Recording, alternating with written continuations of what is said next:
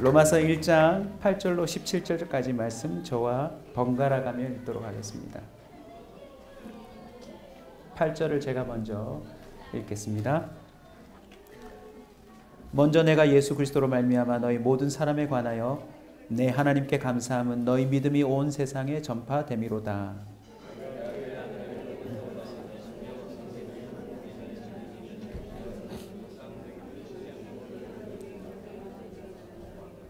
어떻게 하든지 이제 하나님의 뜻 안에서 너희에게로 나아갈 좋은 길 얻기를 구하노라.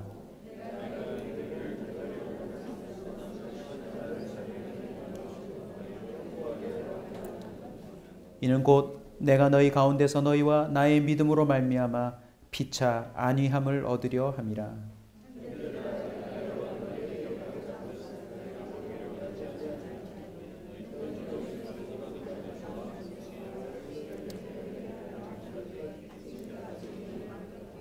헬라인이나 야만인이나 지혜 있는 자나 어리석은 자에게 다 내가 빚진 자라.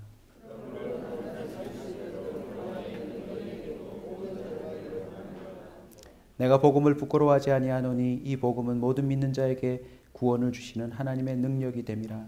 먼저는 유대인에게요 그리고 헬라인에게로다.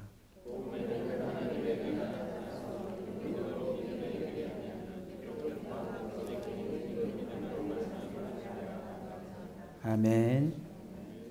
재건 십자가의 복음이라는 제목으로 말씀을 나누겠습니다.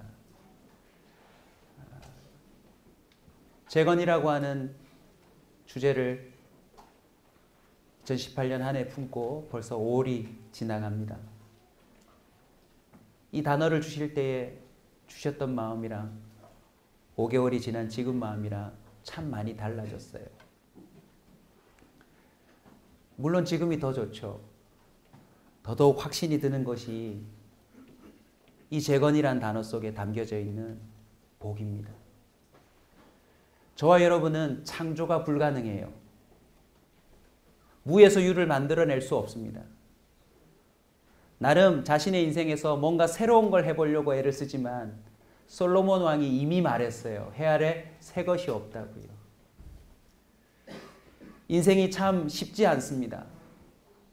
우리는 알게 모르게 새 것에 대한 기쁨이 있거든요. 그런데 얼마 지나지 않으면 그 새 것에 대한 즐거움도 사라져버려요. 재건이라는 단어가 말하는 바가 무엇입니까? 이 성경에 등장하는 하나님이 살아계심으로 말미암아 있었던 일들이 다시 일어날 수 있다라는 것입니다. 세상에 없는 것이 아니라 이미 하나님이 하셨고 지금도 그 일이 다시 일어날 수 있다. 그게 바로 재건입니다. 혹시 여러분 교회 위에 십자가를 보신 적이 있지요? 교회 안 다니시나요?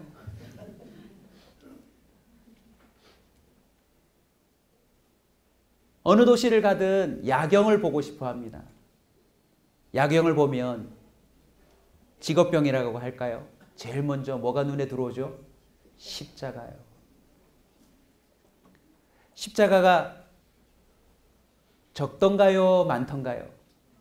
너무너무 많아요. 어느 도시를 갔더니 상가 하나에 십자가가 4-5개가 있더라고요. 한 교회인 줄 알았더니 가만히 보니 교단별로 하나씩 교회가 있더란 말이에요. 여러분은 그 많은 십자가를 볼 때 어떤 생각이 드세요? 저는 이 재건 십자가 복음이라고 하는 이 말씀을 이번 한 주간 동안 받고 일주일 내도록 씨름했어요. 십자가가 달려있는 건물이지만 그 안을 들여다보면 십자가 복음이 없는 교회가 많대요. 강당에도 십자가가 있고 많은 모여있는 사람들의 목에도 십자가가 있는데 십자가 복음이 없는 교회가 많대요. 그래서 그 복음이 재건되었으면 좋겠다 하는 마음을 하나님이 주시더라고요. 아들아, 너가 목회하는 교회에 십자가 복음이 있었으면 좋겠다. 없던 게 아니라 예수 그리스도의 십자가로 말미암아 시작되었던 그 정말 살아있는 교회의 복음이 오늘 이 시대 너희 교회에 있었으면 좋겠다. 아멘. 십자가 복음이 뭘까요? 여러분 오늘 세 가지를 꼭 기억하시고 오늘부터 시작해서 저와 함께 하나님의 음성을 믿고 도전하셨으면 좋겠어요. 십자가 복음이 재건되려면 첫 번째 죽음이 재건되어야 합니다. 뭐가 재건되어야 된다고요? 죽음요. 십자가는 죽는 거예요. 그런데 특별히 그 당시로 돌아가면 십자가는 가장 흉악범이 죽는 형틀이래요. 가장 잔인하게. 대충 거짓말하고 사기치고 도둑질해서 매달릴 수 있는 형틀이 아니라 그 당시에 가장 극악한 흉악범이 매달리는 형틀이래요. 그런데 십자가가 복음인 이유가 무엇입니까? 거기에 누가 죽었대요? 예수님이 죽었대요. 우리는 뉴스를 통해서 연쇄살인범이나 아니면 남의 딸을 죽이거나 남의 아들을 죽이거나 인간 같지 않은 죄를 지은 사람이 체포되어서 현장 그 가운데 찾아와서 자신이 어떻게 살인을 저지르고 범행을 저질렀는지 그 모습을 재현할 때 얼마나 많은 사람들이 분노하던가요. 우리는 어떤 죄에 대해서 많이 분노해요. 그런데 그런 사람들도 고작 몇 년 받아요? 5년, 10년, 15년, 20, 30년이면 다 풀려나요. 십자가 복음의 1번이 죽음입니다. 무슨 뜻이냐? 오늘 본문에 보시면 바울이 이렇게 말해요. 복음에는 하나님의 의가 나타났다고. 그 하나님의 의가 뭡니까? 죄인이 아닌 하나님이 십자가에서 죽었다는 것입니다. 누구를 위해서요? 누구를 위해서요? 우리 대한민국은 너무 하나 돼 있어요. 아내도 우리 아내. 다 같이 써요. 네. 개인에게 적용합시다. 예수님이 누굴 위해 죽으셨어요? 믿으세요? 진심이세요? 그러면 이렇게 대답하시면 안 돼요.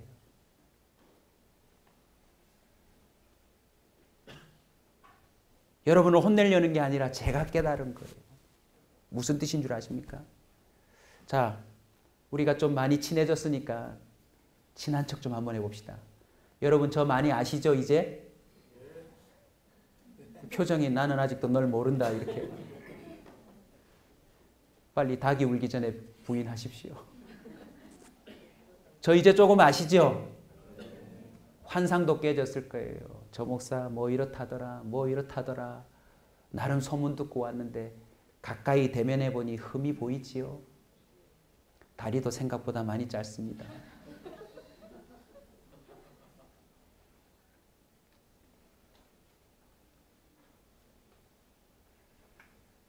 조금 아시니까 한번 대답해 보시죠. 김기봉 목사가 죄인입니까? 죄인 아닙니까? 망설이지 말고 하셔도 돼요. 죄인입니까? 죄인 아닙니까? 그러면 여러분이 잠깐만 판사가 되셔서 여러분이 발견한 김기봉 목사의 죄에 대해서 구형을 한번 해보십시오. 이때 우리 집사람이 있어야 되는데 그죠? 가장 정확한데.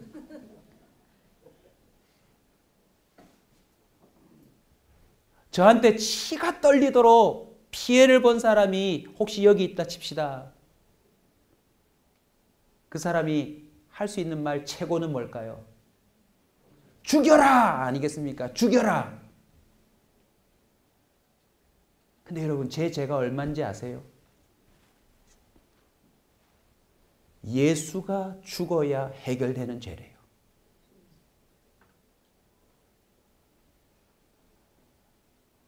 이번 주간에 그걸 깨달았어요. 제가 이 세상에 태어나서 나쁜 짓을 했다면 그럼 우리 엄마가 죄값을 좀 치러야죠.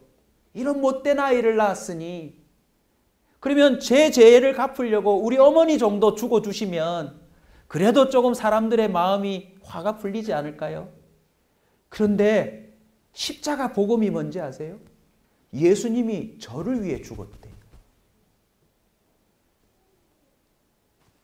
아직 다 납득은 안 되지만 그 정도는 깨달음이 왔어요. 아, 내 죄가 그렇게 심각하구나. 하나님이 일부러 육신의 몸을 입고 이 땅에 와서 나를 대신에 죄값을 치르지 않으면 나는 구원에 이를 수 없는 정도의 죄인이구나.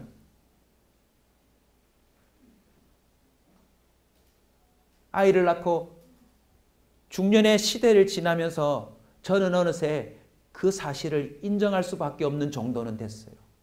저 정말 죄인이더라고요. 우리는 교회 안에서 예수님이 절 위해 죽어주셨어요. 너무 부드럽게 말해요. 우연찮게 제가 들은 실제 이야기입니다. 자기 아들을 차로 치워 죽인 그 아들의 친구를 그 집안의 큰 경사회 사회자로 불러서 사회를 시킨 교회 장로님이 있으시더라고요. 깜짝 놀랐어요. 그 이야기를 불신자한테 들었으니까.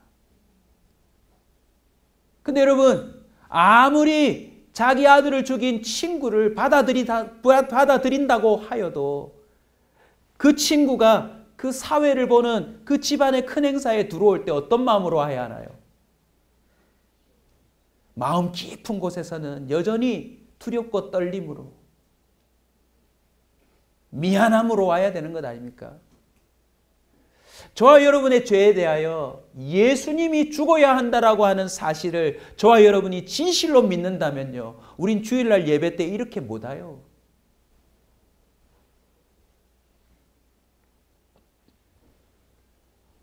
아직 납득이 안 되시겠지만 이 정도는 여러분 받아들이셔야 합니다. 정말 이 사실을 믿는다면 저와 여러분은 어느 정도의 죄인인 줄 아세요? 주차 잘못했다고 4만 원, 견인해서 몇만 원 더 추가되는 정도의 죄가 아닙니다. 예수님이 육신을 입고 그것도 십자가에 올라가 죽어야 할 만큼 우리는 큰 죄인이에요. 그러면 교회 안에 십자가, 복음, 그 죽음이 재건되려면 어떻게 해야 합니까? 오늘 바울은 말합니다. 로마서 1장 14절 한번 같이 볼까요? 헬라인이나 야만인이나 지혜 있는 자나 어리석은 자에게 다 내가 뭐한 자라고요?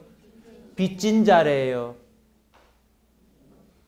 의인인 하나님이 죄인인 나를 위하여 죽어주심으로 하나님의 의가 내 것이 되었어요.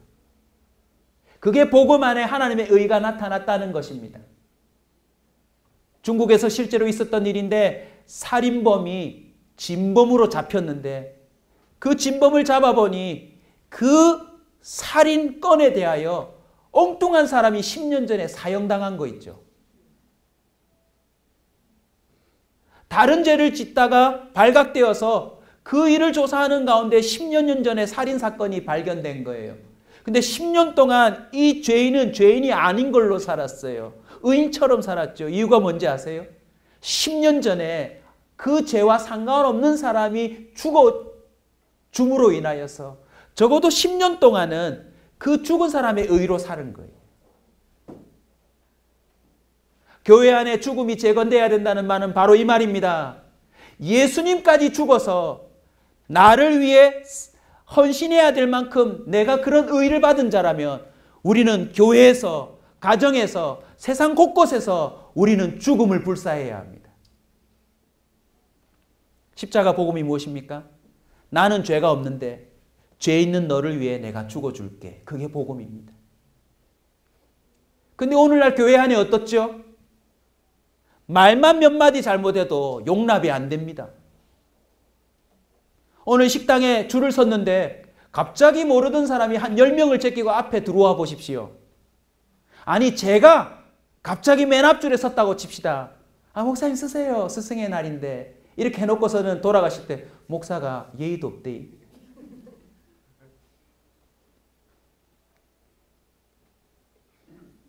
오늘날 교회 안에요, 성도들이 죽으려고 하지를 않아요. 자기를 위해 예수님이 죽었다라고 말하면서, 그 복음을 안다고 말하면서 사소한 죄에 대하여 그 사람을 덮고 그 사람을 살리려고 자신이 상관없는데도 불구하고 헌신하고 죽어주고 대신 모욕을 받고 피해를 보고 그 사람으로 인하여 고통을 당하려는 사람이 생각보다 적대요. 오히려요, 자기 고집, 자기 주장, 자기가 살아있다고, 자기를 무시하지 말라고, 이래봬도 내가 어떤 사람인데 라고 하는 사람이 교회 안에 꽤 많대요.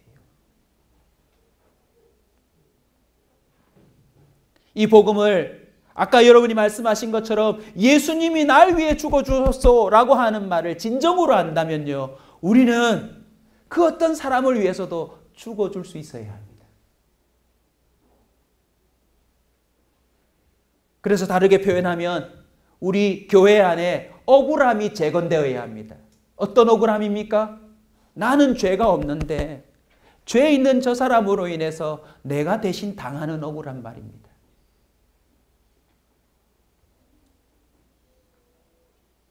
로마서 9장 3절입니다. 우리 같은 로마서니까 한번 볼까요? 9장 3절입니다. 함께 읽습니다. 나의 형제 곧 골육의 친척을 위하여 내 자신이 저주를 받아 그리스도에게서 끊어질지라도 원하는 바로다. 바울은 날마다 죽노라 라고 표현하며 그는 자기 골육 친척을 위해서 저주를 받는 한이 있어도 구원을 위하여 죽겠다라고 선언합니다. 오늘 본문에 보시면 바울은요, 계속 로마로 가고 싶어 해요. 여러 번 가려고 했어요. 길이 막혀도 또 가고 싶대요. 이유가 뭔지 아세요? 십자가 복음을 말하고 싶어서. 성경의 역사, 또 실제 로마의 역사를 좀 공부해 보시면 나중에 발견하게 될 텐데요, 바울은 로마로 가면 죽어요. 오늘날 교회 안에 죽음이 재건되기를 주의 이름으로 축원합니다. 이 말씀 듣고 오늘 당장 내 옆에 있는 사람을 위해 좀 죽어주시지 않으실래요?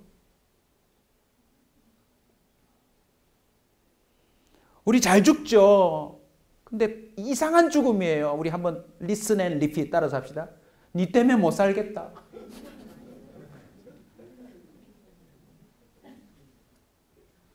내가 너 때문에 죽겠다.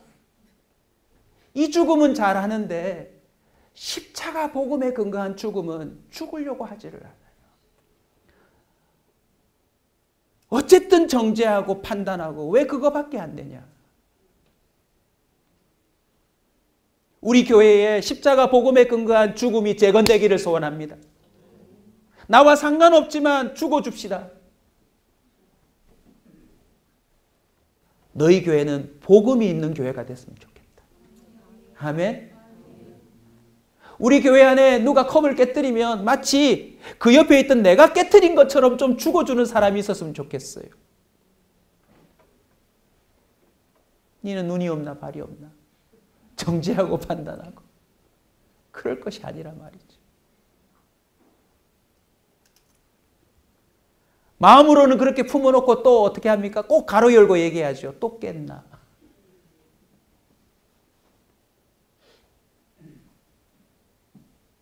사랑하는 성도 여러분, 함께 천국 가야 될 운명의 공동체인 우리 가족들에게 함께 공유합니다.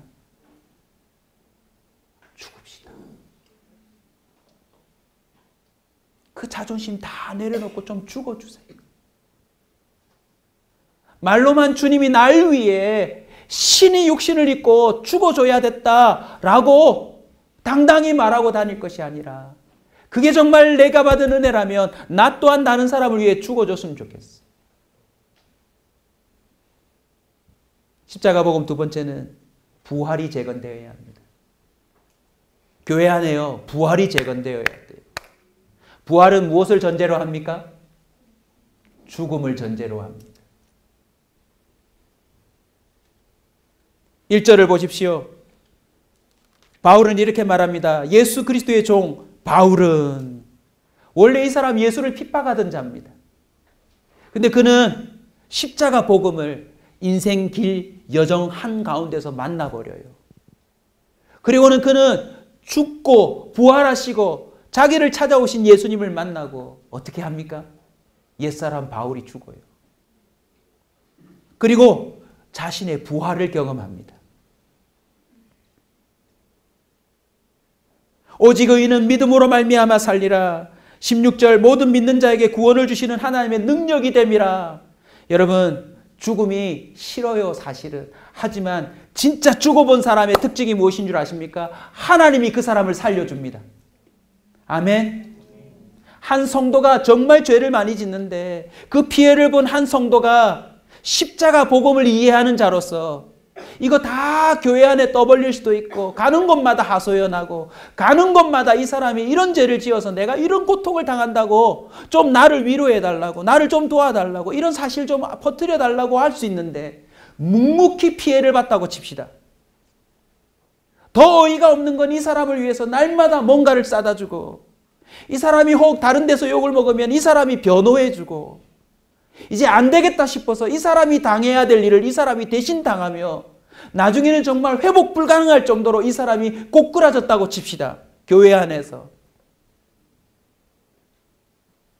예수님이 실제로 당한 것처럼 모든 교인이 이 사람이 아니라 이 사람이 이 죄를 지은 것처럼 알게 되어서 완전히 매장이 되었다고 칩시다.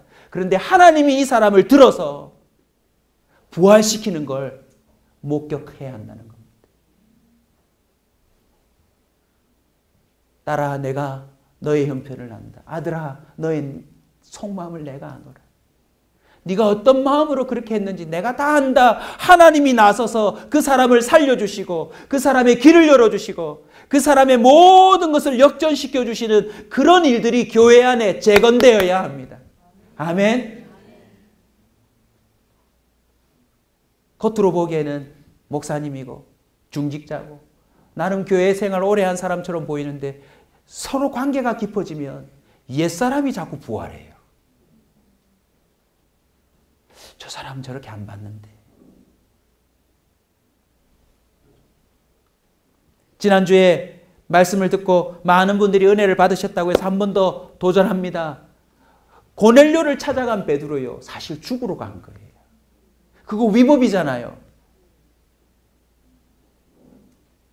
로마 군병들이 예수님 어떻게 죽이는지 봤잖아요. 근데 베드로가 환상 하나에 의지해서 문을 두드리는 그 사람이 수사관인지 아닌지 어떻게 알고 그 사람 말만 듣고 로마 백부장의 집에 찾아간단 말이에요. 그건 죽으러 가는 거예요. 그것도 2시간이 아니고 이틀 길을 걸려서 말입니다. 근데 그 현장에 어떤 역사가 나타납니까? 부활의 역사가 나타나는 것입니다. 예수 믿지 않을 것 같은 그 사람이 내가 죽어줄 때에 성령이 임하시는 것을 보게 되고 베드로도 살아나더라는 거죠. 우리 교회 안에 죽고 부활하는 역사가 계속 일어나야 합니다. 아멘. 사람의 손에 의해서가 아니라 하나님이 직접 그 사람의 모든 속마음을 이해하시고 형편을 다 보시고 그 사람의 손해를 주님이 다 계산하고 계시고 하나님이 그 사람을 일으켜 세워주시는 그 부활이 나타나야 된단 말입니다. 조금 기도해서 여러분 형통해서 기분 좋아지는 게 부활이라고 착각하시면 안 됩니다.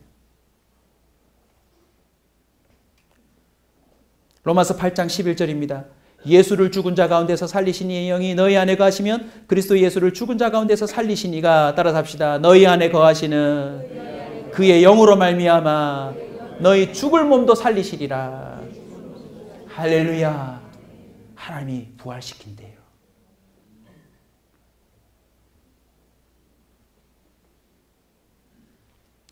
십자가의 복음 마지막입니다. 성령의 기름 부으심이에요. 십자가는 3가지 요소로 구성되어 있어요. 죽음과 부활과 성령의 기름 부으심. 하나님이 그 사람을 회복시켜 주실 뿐만 아니라 교회 안에 주를 위하여 죽은 자가 살아나서 성령의 능력을 덧입는 일들이 계속 빈번하게 일어나야 합니다. 아멘. 이것은 단순히 위안이 찾아오고 단순히 마음에 평안이 좀 찾아오는 정도가 아니라 능력이 임하는 것입니다. 아멘. 그래서 고린도후서 우리 한번 찾아갑시다. 고린도후서 11장입니다. 고린도후서 11장 23절. 고린도후서 11장 23절. 같이 읽겠습니다. 그들이 그리스도의 일꾼이냐 정신없는 말을 하거니와 나는 더욱 그러하도다. 내가 수고를 넘치도록 하고 옥에 갇히기도 하고 더 많이 하고 매도 수없이 맞고 여러 번 죽을 뻔하였으니. 계속 읽겠습니다. 유대인들에게 40에 하나 감한 매를 5번 맞고 3번 태장으로 맞고 1번 돌로 맞고 3번 파선하고 일주야를 깊은 바다에서 지냈으며 여러 번 여행하면서 강의 위험과 강도의 위험과 동족의 위험과 이방인들의 위험과 신의 위험과 광야의 위험과 바다의 위험과 거짓 형제 중에 위험을 당하고 또 수고하고 애쓰고 여러 번 자지 못하고 줄이며 목마르며 여러 번 굶고 출고 헐벗어노라.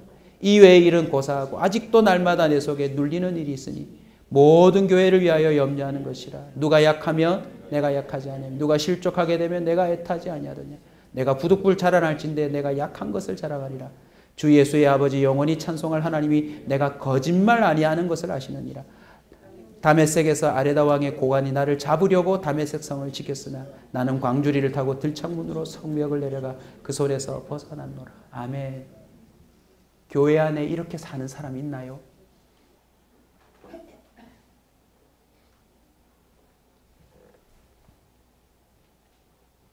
한 주간 동안 전투적인 삶을 저도 살고 주말에 조금 여유가 생겨 가족과 시간을 좀 보내고 저녁에 잠이 들었어요. 10시 반쯤 어제 잠이 들었는데 잘 잤다 하고는 너무나도 꿈이 생생해서 눈을 떴습니다. 시계를 보았더니 12시 51분이에요. 사랑하는 자에게 분명히 잠을 준다고 했는데 나는 안 사랑하시나 봐요. 다시 잠들려고 하는데 너무나도 생생해서 잠을 잘 수가 없어요. 거실에 앉아 여러분과 나눠야 될 이 말씀을 다시 머릿속으로 조아리는데 제가 뭘 깨달은 줄 아세요? 나는 목사도 아니다. 남들보다 좀 일찍 일어나 새벽기도 나가는 것을 마치 큰 희생을 하는 것처럼 스스로 위로하고 있고 늘어나는 성도들의 고민을 이리저리 들으면서 같이 가슴 아파하고 기도해 준다는 그것이 마치 큰 업적인 양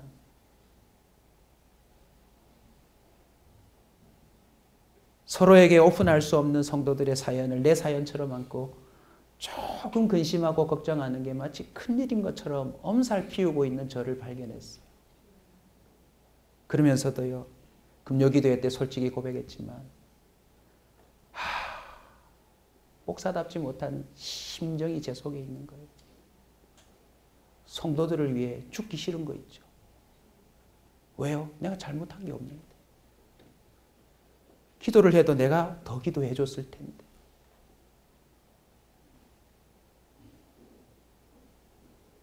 평생토록 십자가의 복음을 운운했는데 아직도 죽지 않고 있는 저를 발견했어요.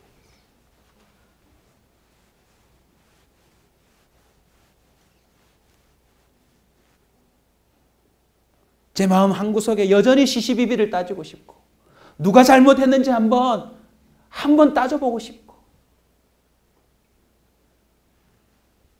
16절 바울은 말합니다. 내가 복음을 부끄러워하지 아니하노니. 왜 복음을 부끄러워하지 아니할까요? 아무리 잔혹하게 내가 죽어도 부활의 능력이 있으니까요. 성령이 임하셔서 그 모든 것 개의치 않고 살 수 있도록 도와주시니까요. 여러분 40에 감하는 매 한 번 맞아도 성령이 내 안에 역사하셔서 내 그림자가 지나갈 때 사람이 구원받는다 할 만한 것 아닙니까? 배가 수십 번 난파되어도 하나님이 그날 밤에 나타나셔서 이 배에 있는 사람은 아무도 죽지 않을 거라고 말씀해 주시고 그 말씀을 말했더니 그것이 사실로 이루어지고 어느 무인도 같은 섬에 들어갔더니 원주민들에게 사로잡혀서 죽을 것 같이 뱀에게도 물리고 이런저러한 오해를 받는데 하나님이 그 추장을 예수 믿게 하시고 여러분 이런 부활과 죽음과 부활과 성령의 역사하심을 경험하면 이거 할 만한 건 아닙니까? 결국 십자가 복음이 재건되지 않으면 교회는 계속 부끄러울 겁니다. 말씀을 맺습니다. 십자가가 세워져 있고 곳곳에 십자가가 빛이 되어 있지만 십자가와 전혀 상관없이 살아가는 사람들이 교회 안에 있을 수 있습니다. 바울은 말합니다. 도리어 십자가를 대적하는 자들도 교회에 있다고요. 빌립보서 3장 18절입니다. 내가 여러 번 너희에게 말하였거니와 이제도 눈물을 흘리며 말하노니 뭘 흘리며 말한대요? 바울이 눈물을 흘리며 말하는데 이렇게 말합니다. 여러 사람들이 그리스도의 십자가의 원수로 행하느니라. 많은 사람들이 그리스도의 원수처럼 행하고 있다. 그 사실 때문에 여러 번 말하면서도 눈물을 흘리는 바울의 이야기가 나옵니다. 히브리서는 저자가 불분명하다 하지만 결국은 바울이 적은 것으로 사람들에게 알려져 있습니다. 히브리서는요, 바울이 사형당하기 직전에 지은 성경이라고 알려져 있어요. 그 히브리서 12장 2절에 이렇게 6장 6절에 이렇게 되어 있습니다. 타락한 자들은 다시 새롭게 하여 회개할 수 없나니 이는 그들이 하나님의 아들을 다시 십자가에 못 박아 드러내놓고 욕되게 함이라.